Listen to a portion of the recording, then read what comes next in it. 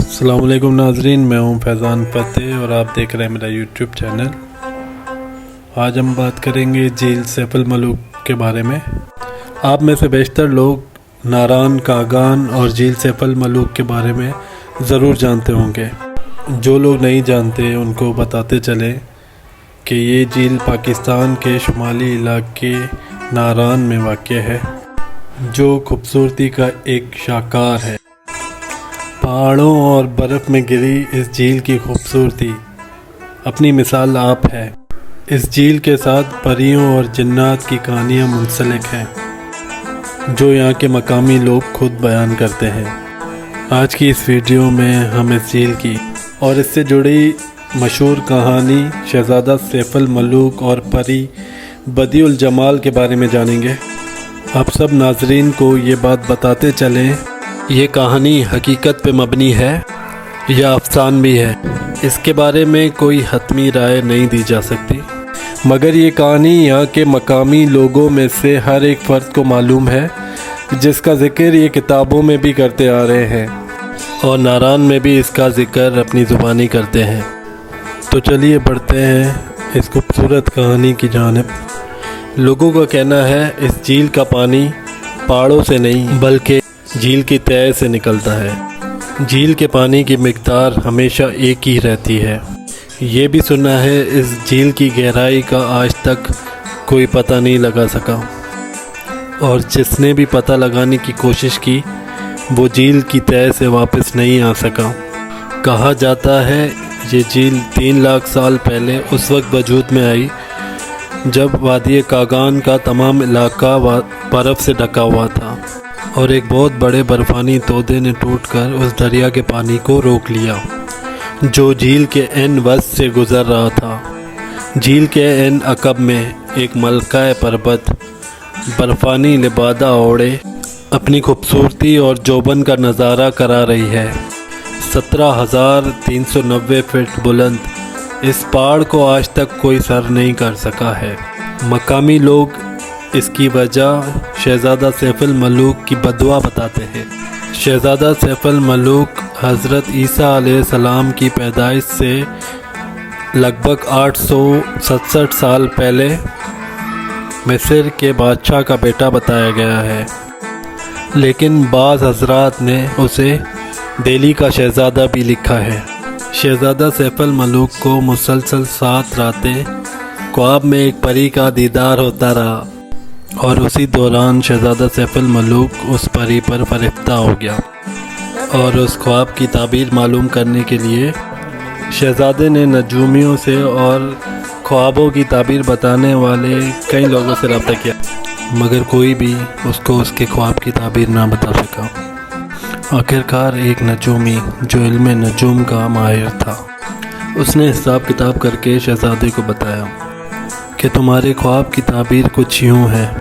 जो परी तुम्हारे ख्वाब में आती है कोई काफ की एक परी है जो तुम्हारी पैदाइश के वक्त से ही तुम पर फरिश्ता है। वो परी कोई काफ में रहती है। कोई काफ जिन्नात और परियों का इलाका बताया जाता है जो इंसानों की निगाहों से ओझल है, जहाँ आदमजात कभी नहीं जा सकता। नजूमी ने शहज़ादे को बताया उस परी का नाम बदिउल जमाल है और वो परी हर 12 साल बाद इंसानों की दुनिया में आती है और नारान में एक झील पर 14वीं की रात को उस झील में गुस्ल करती है। अगर तुमको उसको तलाश करना है तो ये शहज़ादे तुम्हें नारान जाना होगा और उस झील के किनारे 12 साल मखसूस चिल्ला काटना होगा, तब तुमको उस परी का दीदार हो सकता है। उसके बाद नजूमी ने उस शहज़ादे को एक सुलेमानी टोपी दी और कहा जब 12 साल का चिल्ला काट लो उसके बाद ये सुलेमानी टोपी पहन लेना, तब तुम जिन्नात और परियों को देख सकोगे। शहज़ादे ने अपना रखते सफ़र बांधा और नारान के सफ़र पे निकल गया। काफ़ी महीनों की मुसाफत के बाद वो नारान की उस झील पे पहुंच गया और उस झील के किनारे एक घार में चिल्ला काटने लगा। बिल आखिर 12 साल बाद एक रात शहज़ादे को परों की फड़फड़ाहट सुनाई दी। जब उसने देखा काफ़ी तादाद में परियां झील पे उतर रही थीं اور سب پریوں نے اپنی خلعتیں اتاری اور جھیل میں غسل کرنے لگی۔ شہزادے کو موقع مل گیا اور اس نے پری بدیع الجمال کی خلعت اپنے پاس رکھ لی۔ باقی پریاں ڈر کے مارے وہاں سے چلی گئیں، مگر پری بدیع الجمال وہیں رہ گئی۔ پری نے شہزادے سے کہا کہ میری خلعت واپس کر دو، یعنی لباس واپس کر دو۔ شہزادے نے شرط رکھی، پہلے تم مجھ سے شادی کرنے کے لیے حامی بھر لو، پھر تمہارا لباس واپس کروں گا۔ پری نے انکار کیا تو شہزادے نے اس کو اپنا تعارف کرایا اور کہا 12 سال سے تیرے انتظار میں یہاں چلا کاٹ رہا ہوں۔ شہزادے کی بات سن کے پری بھی اس کے عشق میں مبتلا ہو گئی۔ محترم ناظرین، یہاں سے کہانی کا دوسرا اور اہم حصہ شروع ہوتا ہے۔